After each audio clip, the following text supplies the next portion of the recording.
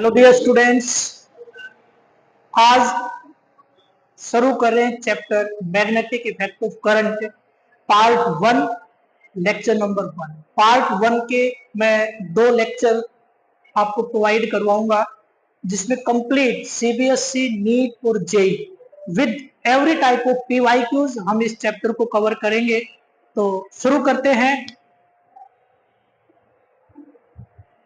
देखिए, पहला जो टॉपिक मैंने यहाँ पे नोट किया है वो है मैग्नेटिक फील्ड एंड कोरोस्टेड एक्सपेरिमेंट। तो देखिए बच्चों, मैग्नेटिक फील्ड जो होता है उसको किससे रिप्रेजेंट किया जाता है? बी से। किससे रिप्रेजेंट करेंगे हम? बी से। और इसके ऊपर मैंने लगाई है एरो, और एरो क्या रिप्रेजेंट करती है? It is a vector quantity. It is a vector quantity. अच्छा जी, मैग्नेटिक फील्ड होता क्या है? क्या होता है? स्पेस और region around a magnet up to which its influence can be felt. एक मैग्नेट के आसपास का वो रीजन और स्पेस जहां तक उसके इफेक्ट को महसूस किया जा सके या जहां तक उसका इफेक्ट फैला हुआ है उसको हम क्या बोलते हैं? मैग्नेटिक फील्ड बोलते हैं। अच्छा जी, इससे पहले हमें पता होना चाहिए कि मैग्नेट क्या होता है। तो मैग्नेट एक ऐसे सब्सटेंस को बोलते हैं जिसके पास अट्रैक्टिव और डायरेक्टिव दोनों प्रॉपर्टीज है। ठीक है, देखिए, केवल अट्रैक्टिव प्रॉपर्टी से हम किसी सब्सटेंस को मैग्नेट नहीं कह सकते। क्यों? क्योंकि अट्रैक्टिव प्रॉपर्टी मैग्नेटिक मटेरियल के पास भी रहती है। अब बात आती है कि हमें कैसे पता चलेगा कि इस मैग्नेट का इफेक्ट कितनी दूर तक है या कहां तक है, कितने स्पेस में है, कितने रीजन के अंदर है। तो उसके लिए हम यूज करेंगे टेस्ट मैग्नेट। किसको यूज करेंगे? टेस्ट मैग्नेट को। यानी एक ऐसा मैग्नेट मैं यूज करूं जिसको सोर्स मैग्नेट के कितना ही नजदीक या कितना ही दूर रख दूं तो सोर्स मैग्नेट की किसी भी प्रॉपर्टी को चेंज ना कर पाए। तो उसको मैं क्या बोलूंगा बच्चों? टेस्ट मैग्नेट बोलूंगा। तो अब देखिए, उस टेस्ट मैग्नेट को यहाँ पे किस फॉर्म में डिजाइन किया गया है? मैग्नेटिक निडल की फॉर्म में डिजाइन किया गया है। तो वो जो टेस्ट मैग्नेट की तरह मैं यूज करूंगा वो क्या रहेगी? आपकी मैग्नेटिक निडल। तो बच्चों, टेस्ट मैग्नेट की जो प्रॉपर्टीज है वो इस मैग्नेटिक निडल में ही क्यों डाली गई? देखो, मान लो कि एक सब्सटेंस को मैं मैग्नेट के नजदीक रखता हूं और वो सब्सटेंस मैंने यूज किया उसके फील्ड का पता लगाने के लिए, तो उसका माइनर सा भी इफेक्ट हो फील्ड का तो वो बताए कि हाँ यहां फील्ड है। ठीक है, तो उसके लिए मेरे को क्या चाहिए? केवल और केवल मैग्नेटिक फोर्स जो है वो वहां पे चाहिए। इसके अलावा और जितने भी फोर्सेज हो क्या हो? जीरो। अब कंपास कैसे काम करता है कि उसमें एक निडल होती है, वो ऐसे रखती है और वो ऐसे रोटेट करती है, यानी हॉरिजॉन्टल प्लेन में रोटेट करने के लिए फ्री होता है। अब देखो, जब ये इस जिसको हम क्या बोलते हैं? स्पाइंडल बोलते हैं या एक्सिस ऑफ रोटेशन बोलते हैं। जब ये रोटेट करेगा तो यहाँ पे एक फोर्स और अपना रोल प्ले करेगा, दैट इज फ्रिक्शन फोर्स। तो बच्चों, फ्रिक्शन फोर्स किस प्रॉपर्टी पे डायरेक्टली डिपेंड करता है? नॉर्मल रिएक्शन फोर्स पे। और नॉर्मल रिएक्शन फोर्स किसके बराबर होता है? अप्रोक्सीमेटली वेट के बराबर होता है। अगर यहाँ पे एंगल 90 डिग्री है तो 100% नॉर्मल रिएक्शन और वेट आपस में बराबर मिलेंगे। तो अब नॉर्मल रिएक्शन कम और ज्यादा अगर होती है तो फ्रिक्शन भी कम ज्यादा होगा। तो मैं फ्रिक्शन फोर्स को मिनिमाइज करूं, इसलिए मेरे को चाहिए कि ऐसा मैग्नेट जिसका वेट ना के बराबर हो।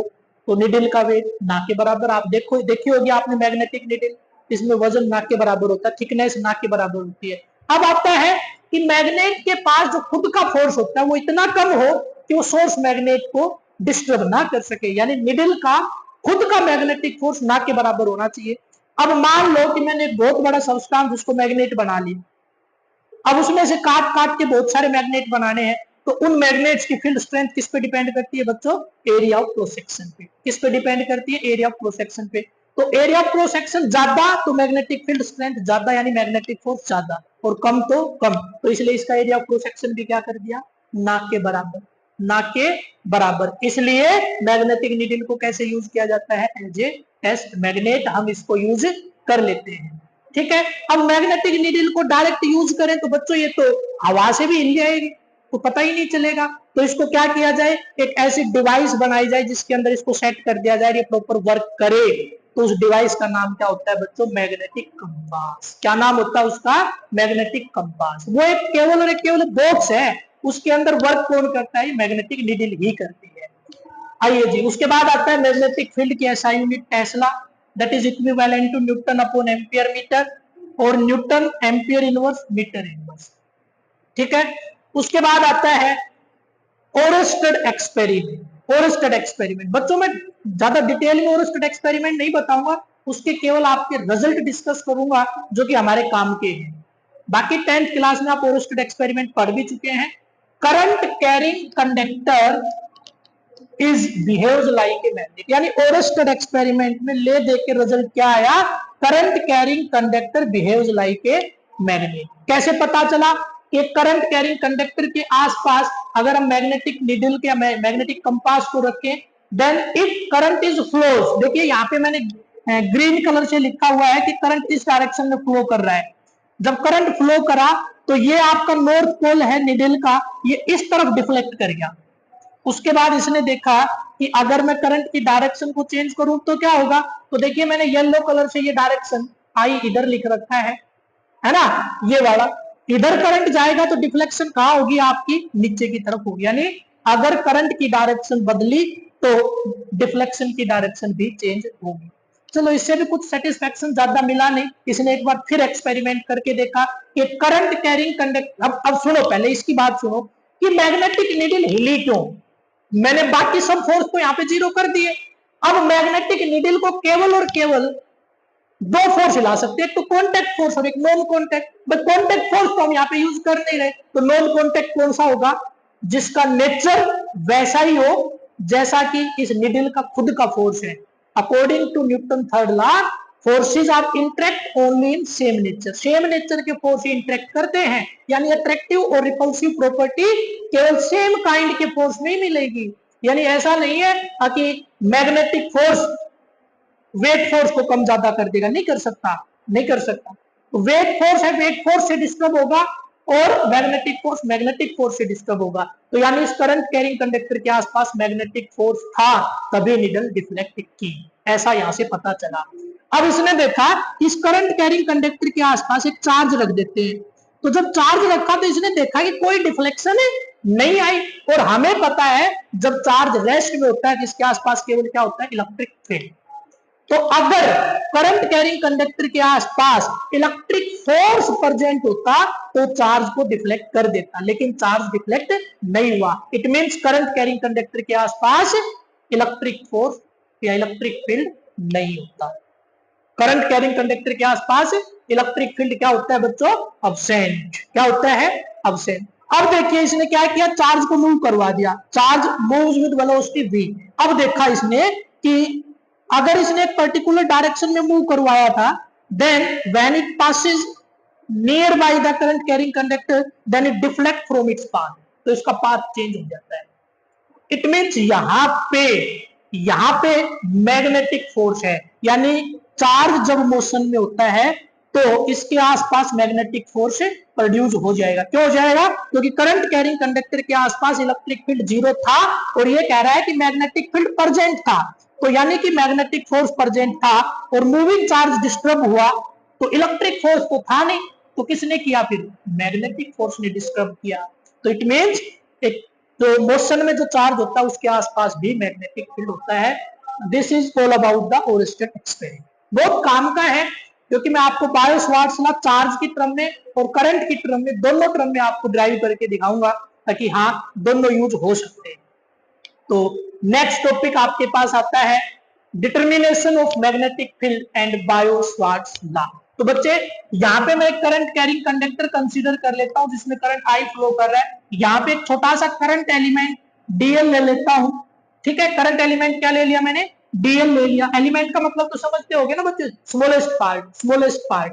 और यहाँ पे कोई पॉइंट पी ले लिया जो कि पोजीशन वेक्टर आर जिसका मैंने कंसीडर किया है, और मैं चाहता हूं इस पी पॉइंट पे इस करंट कैरिंग कंडक्टर के कारण या इस करंट एलिमेंट के कारण कितना मैग्नेटिक फील्ड होगा। तो सपोज यहाँ पे जो एंगल है इसके बीच में बच्चों डीएल और पोजीशन वेक्टर आर के बीच में एंगल मैंने क्या ले लिया, थीटा ले लिया। Suppose for this small element dl, the net magnetic field at point is dB. Then, according to Biot-Savart's law, dB is directly depend upon dl. dB is directly depend upon amount of current flowing through the conductor.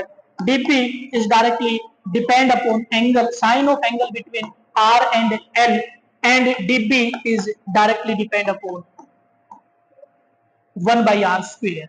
On combining all these equations, we get dB is depends upon I dl sin theta upon में R square. इस symbol को यहां से हटाना तो यहाँ एक constant चाहिए, तो dP is equal to mu naught upon में 4 pi into I dl sin theta upon में R स्क्वायर। बच्चों एक फॉर्मूला आपके पास ये आ गया है जो बड़ा काम का है, इसको इक्वेशन नंबर 1 नाम दे देते हैं। अब यहाँ पे देखिए मैग्नेटिक फील्ड क्या है, एक वेक्टर क्वांटिटी है, तो मैं चाहता हूं कि रिजल्ट आपका किस में आए, वेक्टर फॉर्म में आए। तो इसके लिए मैंने क्या किया कि वेक्टर यूज करना है। तो यहाँ पे एक वेक्टर तो डीएल है, आई वेक्टर है नहीं, मेरे को ऊपर एक वेक्टर और चाहिए, तो मैं क्या करता हूँ आर से मल्टीप्लाई और आर से डिवाइड कर देता हूं। तो यहाँ पे ऐसा करने के बाद dB इज इक्वल टू आई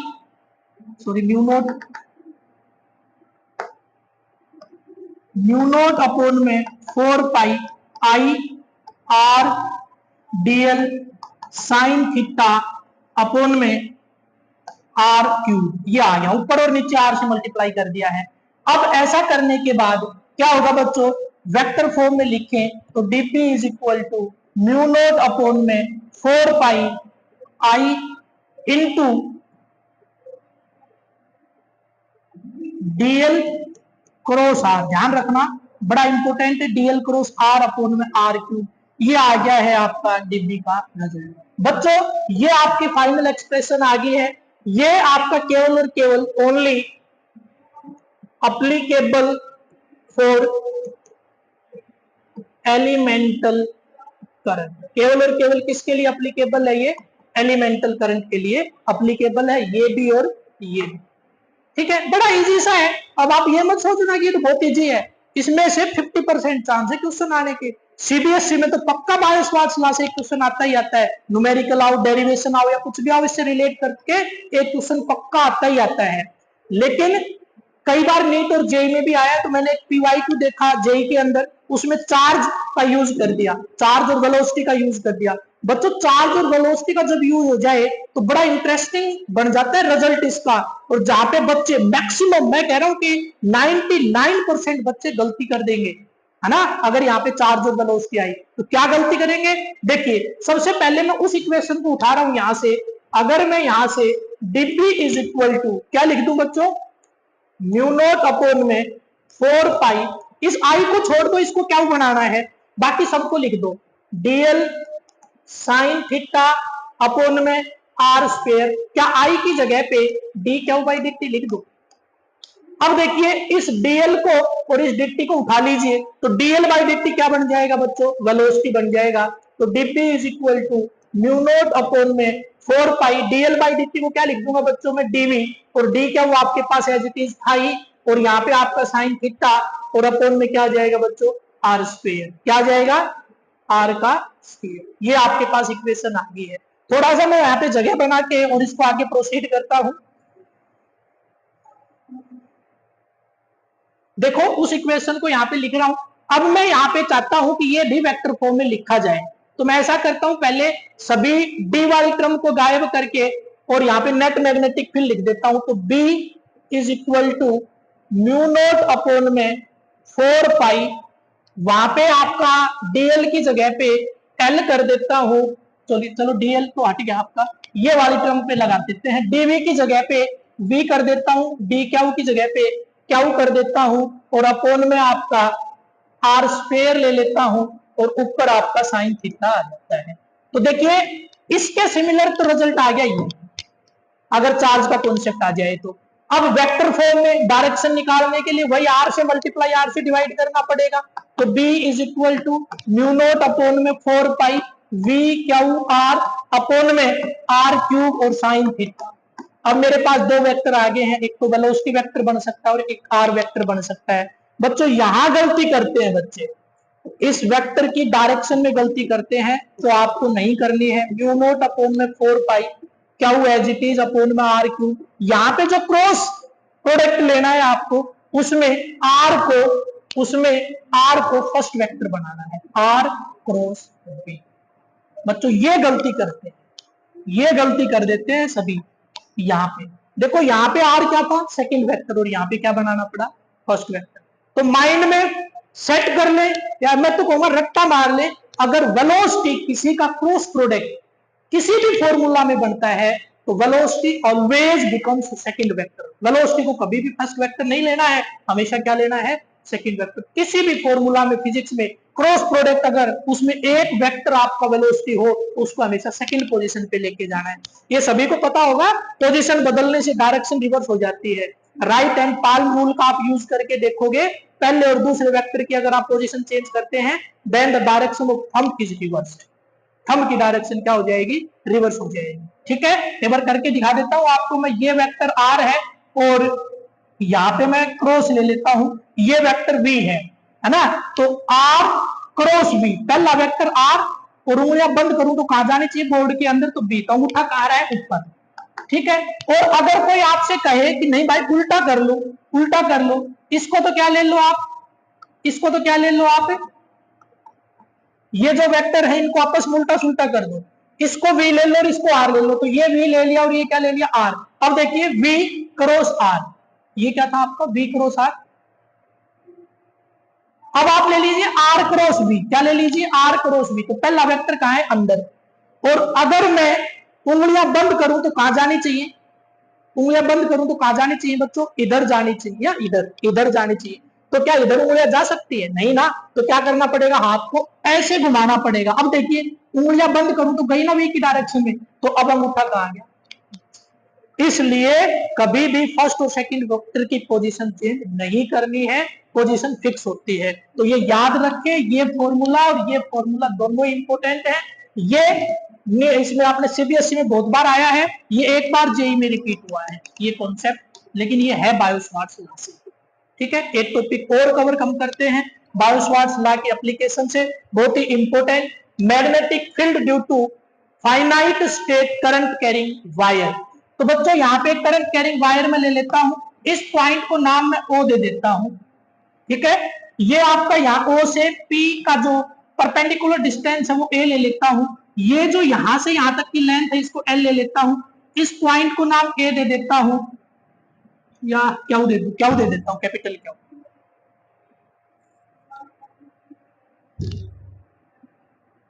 इस पॉइंट को नाम क्या देता हूं बच्चों, मैं कैपिटल क्यू दे देता हूं, और ये एंगल मैंने ले लिया थीटा, ये ले लिया पोजीशन वेक्टर आर। ठीक है, ऐसा लेने के बाद अब इस छोटे से एलिमेंट डीएल के कारण, जिसमें कि करंट कितना फ्लो कर रहा है, आई, मैं क्या निकालूंगा, मैग्नेटिक फील्ड। तो बच्चों क्या आएगा, d b is equal to mu naught upon में 4 पाई आई डीएल। यहाँ पे देखिए साइन, अभी आपको बायोस्वार्ट्स लॉ याद होगा, उसमें आपने देखा था कि एंगल कहां था, एंगल यहाँ पे था, लेकिन अपना एंगल कहां है बच्चों, अपना एंगल यहाँ है। तो ये 90, तो ये कितना बच गया, 90 माइनस थीटा। तो यहाँ पे क्या लिखूंगा मैं, 90 माइनस थीटा। बस यहीं से अगर ये गलती कर दी तो गड़बड़ हो जाएगी, नहीं तो बिल्कुल सही आएगा। तो यहाँ से आपका डीबी की वैल्यू म्यू नोट आई डीएल कोस थीटा अपॉन में 4 पाई आर स्क्वायर आ गई है। ठीक है, ये तो पता होगा ना बच्चों, ये म्यू नोट अपॉन 4 पाई क्या है, म्यू नोट अपॉन में 4 pi is equal to 10 raise the power -7। ये इसकी क्या होती है, वैल्यू होते हैं न्यूटन एम्पियर इनवर्स। ठीक है, याद रखना, mu naught is the permeability of free space. और एक रिलेशन और आती है आपकी relative permeability, that is mu of medium upon में म्यू ऑफ स्पेस। ये रिलेशन भी आपकी बहुत बार यूज होती है, याद रखना है। उम्मीद करता हूं कि वो आपको अच्छे से पता होगा। ठीक है, जो भी आप टेक्स्ट बुक आप यूज करते हो पढ़ने के लिए, ये चीजें बड़े ध्यान से आपको याद रखनी है।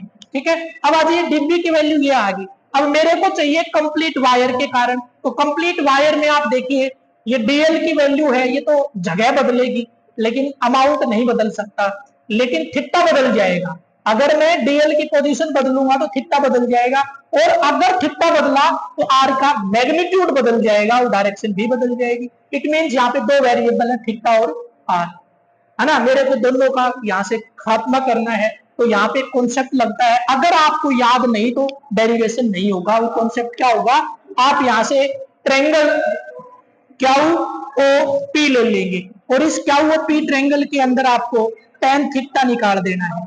क्या निकाल देना है बच्चों, tan थीटा, जो कि क्या होगा आपका परपेंडिकुलर अपॉन बेस। तो इस राइट एंगल ट्रायंगल में ये बेस है और ये आपका परपेंडिकुलर है एल, तो क्या आ जाएगा एल अपॉन में ए।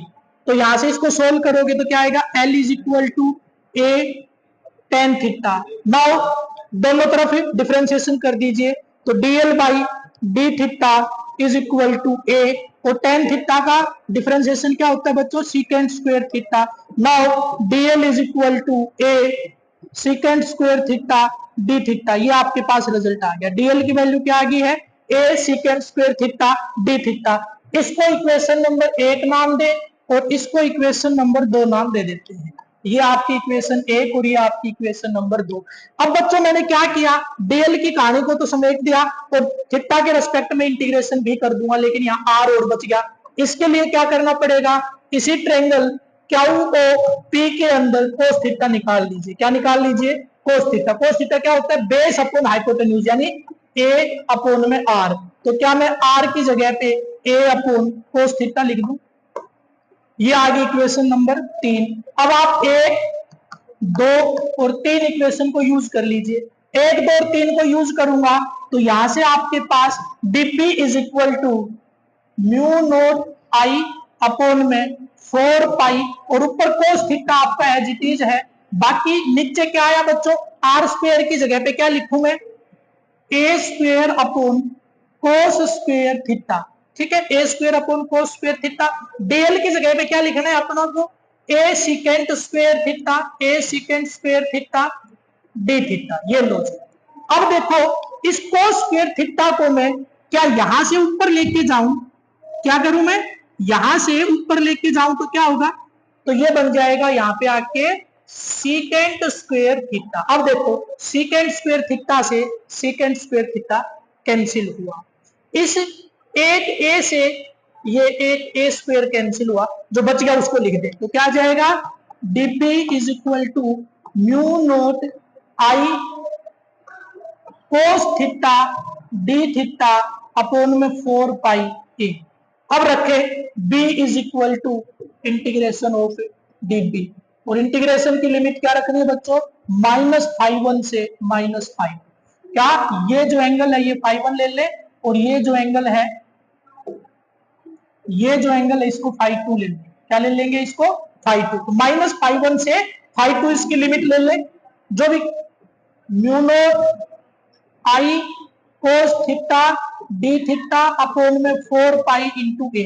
तो बच्चों देखो म्यू नोट आई 4 पाई और ए ये सब कांस्टेंट है। देखो डीएल की पोजीशन बदलने पे क्या ए बदलेगा, नहीं बदलेगा। क्या आई बदलेगा, नहीं बदलेगा। क्या म्यू नोट बदलेगा, नहीं बदलेगा। तो केवल किसका इंटीग्रेशन होगा, कोस थीटा का। तो इंटीग्रेशन करने के बाद आपके पास b की वैल्यू आ गई म्यू नोट आई अपॉन में 4 पाई ए, और यहाँ पे आ जाएगा आपका sine theta 1 plus, sorry sine φ1 है ना, साइन φ1 प्लस साइन φ। थोड़ी सी जगह कम पड़ गई यहाँ पे, देखते हैं। b is equal to mu naught I upon में 4 pi a sine φ1 plus sine φ। ये आपके पास नजर, ठीक है बच्चों, बड़ा इंपॉर्टेंट है। ठीक है, अब देखिए ये अगर आपको, उम्मीद करता हूं कि समझ में आ गया होगा।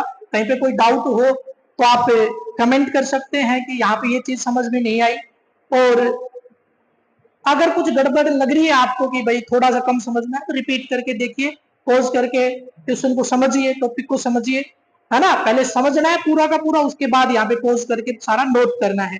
अब देखिए इसके बाद आप देखिए PYQs देखिए, as it is PYQ JEE के अंदर देखिए, जो मैं आपको टॉपिक पढ़ा रहा हूं एज इट इज आपको PYQs आपको मिलेंगे। ठीक है, तो नेक्स्ट लेक्चर में हम यही PYQs करने वाले हैं।